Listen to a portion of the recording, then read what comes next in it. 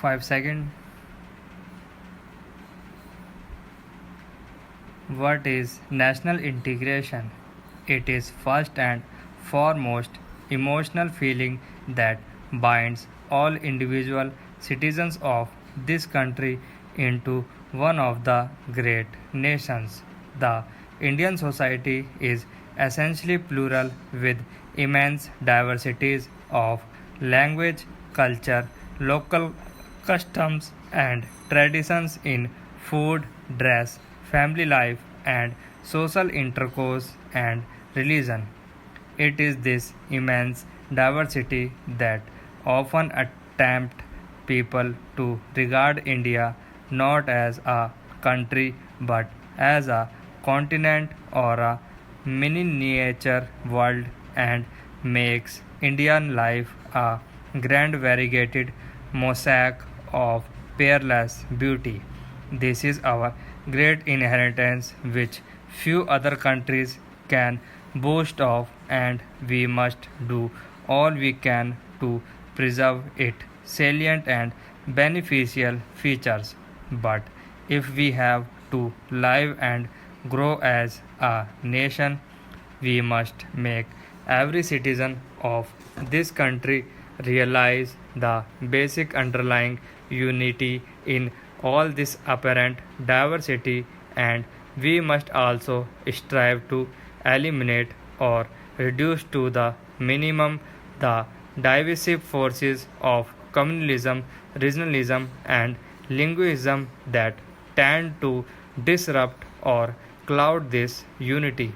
National integration may be said to have been achieved when the positive and unifying forces reign supreme in national life and the negative and divisive trends are controlled if not totally eliminated. This is our goal. It is in this direction that we have been moving throughout our long history. It is, in a way, a long and endless journey to a great destination. As with liberty, eternal vigilance is the price that we have to pay for nation integration as well. The binding together of all citizens in spite of all their diversities into one nation has to be attempted in several directions. It is not a single strand but a union of several strands which will determine the strength of the national fabric. National integration will therefore have to be positively shot through political, economic, and social development, through education, through a decentralized, just, and fair administration, and through the generation of confidence and a feeling of security among the minority groups. Each of these aspects deserve some examination to begin with. National integration is a political issue. It is the responsibility of the political system to keep the country together and to provide the leadership for strengthening national integration in all walks of life. The Indian National Congress provided this essential cohesion for the last 90 years. This has been its great service to the people. The relationship between national integration and socio-economic development is also equally close and, in fact, as mutually independent as the chicken and the egg. National integration, which is needed for the very survival of a nation, is a precondition for development because India must live before India can grow. At the same time, how can feeling of national integration survive for long in a situation of great poverty where nearly half of the entire population lives below the poverty line and where there are large disparities in income between one social group and another.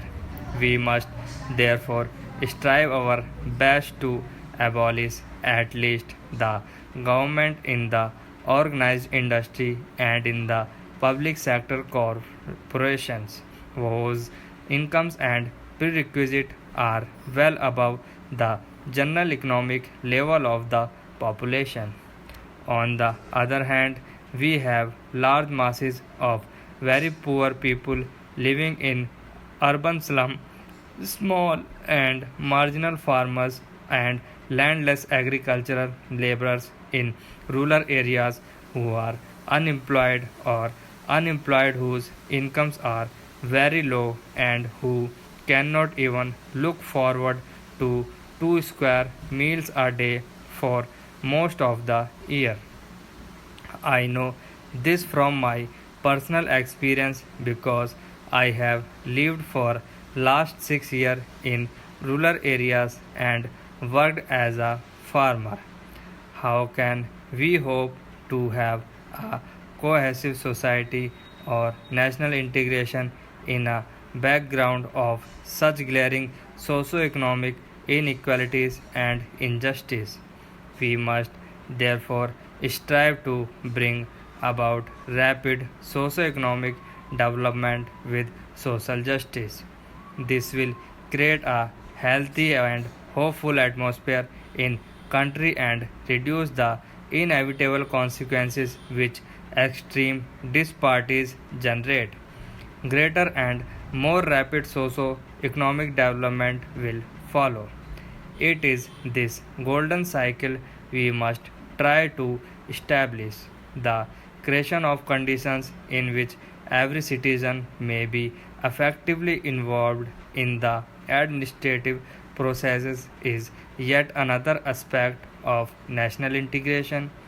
We must endeavor to reorient the administration so that the services and are democratized and made more responsive to the needs and aspirations of the common man.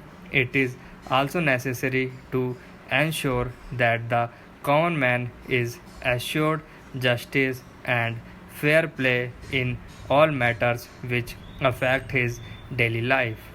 Even more important are the reforms which will decentralize authority from the center to the states within the constitutional framework and without in any way endangering the fundamental unity of the country.